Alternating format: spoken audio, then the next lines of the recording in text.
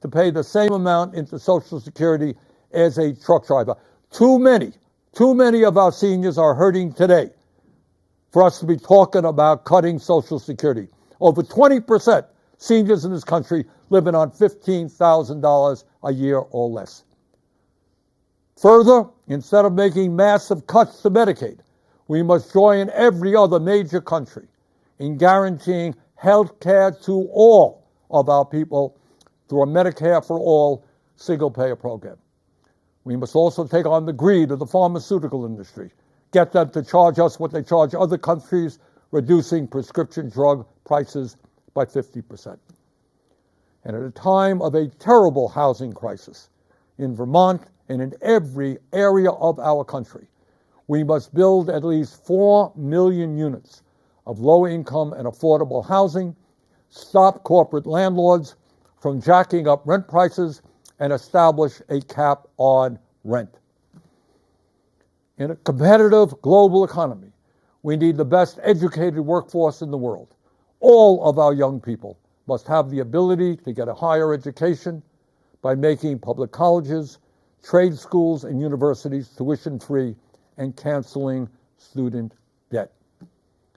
Yes, we can create millions of good-paying jobs by combating climate change and moving our energy system away from fossil fuels and into sustainable energy. You know, I heard a lot of talk about freedom tonight from Mr. Trump. Well, in a free society, we must absolutely guarantee that it is the women of America who control their own bodies, not the local, state, or federal governments. Now, I know, because I've heard from many of you, that there are a lot of people out there who are feeling angry and frustrated at what's going on here in Washington, D.C. And some of you may feel a bit hopeless. So let me say this. At this particular moment in history, despair is not an option. Giving up is not acceptable. And none of us have the privilege of hiding under the covers. The stakes are just too high. Let us never forget, real change only occurs when ordinary people stand up by the millions against oppression and injustice and fight back. That is the history of the founding of our nation, when brave men and women took on the mighty, invincible British Empire. It is the history of the abolitionist movement, the history of the labor movement, the history of the civil rights movement, the women's movement, the environmental movement, and the gay rights movement. Yes, I know. The oligarchs are enormously powerful.